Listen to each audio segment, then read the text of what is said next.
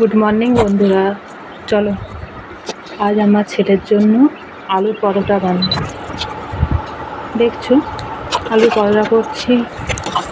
সকালে ওকে টিফিন দিতে হবে। এখন বাজে 5টা। পিস পিস করে নিচ্ছি আর এই যে ওর খেতে যাতে অসুবিধা না হয় টিফিনে দিয়ে দিলাম।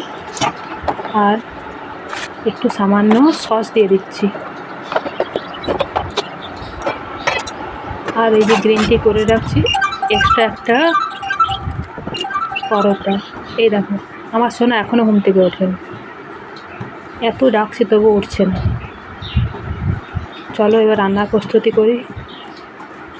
আজ অক্ষয় তৃতীয়া, তাই খিচুড়ি করব। এই যে সবজি কেটে রেখেছি, কুমড়ো, গাজর, আলু পোস্ত করবো ভেবেছি। আলু আর ঝিঙে, পটলের দরমা।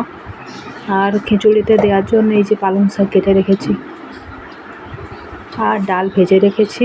গোবিন্দভোগ চাল ভেজে রেখেছি, নারকেল কুটেছি, আদা বেটেছি, এই যে পোস্ত, এই যে সমস্ত মশলা, জিরে, ধনে, হলুদ গুঁড়ো, তেজপাতা, লঙ্কা গুঁড়ি, গরম মশলা, তেল রয়েছে, আদা বাটা রয়েছে, গোটা জিরে, টমেটো, নুন, চিনি আর ঘিটা এখনও রাখিনি। এখানে এই যে কড়াই তেল দিয়ে দিয়েছি। সবজিগুলো সব ভেজে নেব। এই যে সবজিগুলো ভেজে নিচ্ছি, পটলগুলো হলুদ মাখিয়ে ভেজে নিচ্ছি।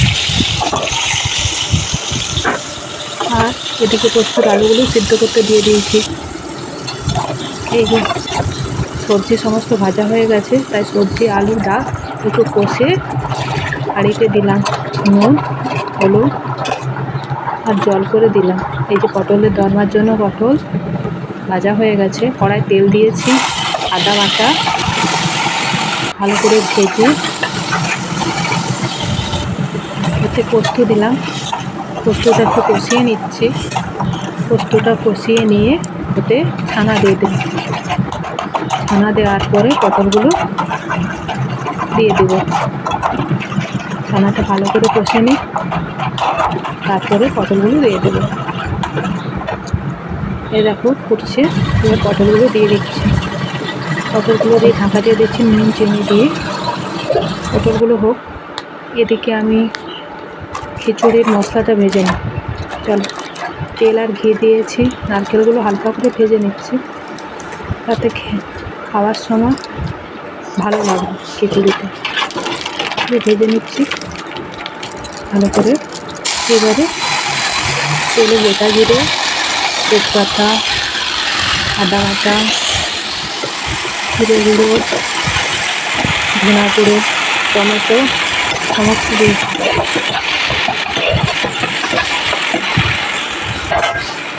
ভালো করে এগুলো কষা হোক।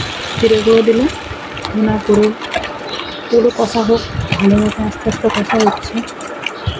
একটু লঙ্কা গুঁড়ো দিলাম, কাশ্মীরি লঙ্কা আর এমনি লঙ্কা দিলাম। ভালো করে কষে নিচ্ছি। এবারে এতে জল দিয়ে একটু কষতে দিই। সবজিগুলো ভালো করে হোক। একটু বাড়িয়ে দিলাম ইন্ডাকশানের পাওয়ারটা। এদিকে দেখি হ্যাঁ হয়ে গেছে, ভালোভাবেই হয়ে গেছে পটলের দরমাটা। এদিকে খিচুড়িটাও করতে শুরু করে দিয়েছে। আর এদিকে মশলাটাও হয়ে গেছে ভাজা। এটা করতে ছাড়া ছাড়া হয়ে গেছে। এবারে চলো দিয়ে দিই খিচুড়িতে সমস্ত মশলাটা। একটু জল দিয়ে দিচ্ছি। জল দিয়ে ভালোভাবে খিচুড়িতে দিয়ে দেবো। খিচুড়িটা ফুটছে এখন। ঘি দিয়েছি, ঘি দিয়ে মশলাটা ভেজেছি, তাই এক্সট্রা করে আর খিচুড়িতে ঘি দেবো না, তাহলে বেশি ঘি গন্ধ ছাড়বে। পালং শাকগুলো এগুলো ভালো করে কষে নিচ্ছি। এগুলো খিচুড়িতে দেব। আজকে অক্ষয় তৃতীয়া, তাই ভাবলাম বাড়িতে একটু নিরামিষই রান্না করি। বাড়িতে পুজো নিজেই করেছি, বাড়িতে পুজো, তাই ভাবলাম একটু নিরামিষ হোক খিচুড়ি। অনেকদিন হয়নি। এই যে পোস্ত বসিয়ে দিয়েছি, আদা ভাজছি। এদিকে খিচুড়ি হয়ে যাওয়ার পথে প্রায়। এই যে ঝিঙেগুলো কষে নিচ্ছি, পোস্ত একটু হলুদ, একটু নুন হালকা করে দিয়ে দিলাম।